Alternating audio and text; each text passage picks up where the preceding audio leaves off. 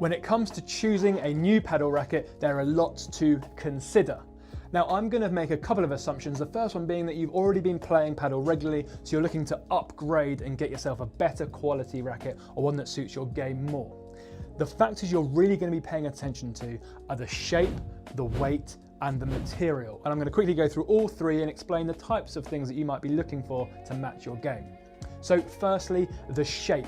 This to me makes the biggest difference because it moves the balance point up and down on the racket and really adjusts whether you're an attacking player, a more all-court game, or slightly more counter-attacking. If it's round, the sweet spot becomes a bit lower and a bit bigger, so it's a bit more comfortable, a bit easier to defend, to extend the rallies and counter-attack. If the balance point is more of a mid-balance, you get some manoeuvrability.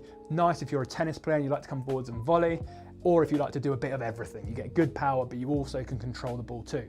Or if you're an all-out attacking guy, you want to have that technical racket with that high balance point, that high sweet spot, so you can really be aggressive and hit the ball hard.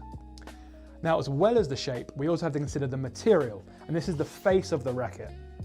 You can have a full carbon face that is responsive, that is firm, and is going to give you great repulsion. You can also soften all the way down to fiberglass, which you find on beginner rackets and entry-level rackets, but this can be a really nice option because it tends to be softer and slightly more forgiving too. You can of course also find that blend where you get that fiberglass and carbon blended together, a great option for intermediates. And finally, you have the weight.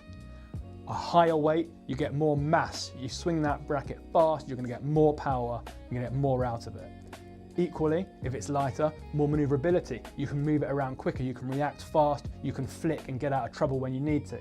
So think about the style of game you play and whether more power and more weight behind your shots would be beneficial, or actually being able to flick the ball around and being more spontaneous sounds a bit of you. The final thing I must mention, is the foam inside. Now, once you go to a black UVA foam, there isn't huge amounts of difference, although some of the brands have now started inserting a carbon plate in the middle of the foam, so you get carbon on the outside and through the middle of the racket. This is a great new bit of tech that is really going to start changing the quality of paddle rackets.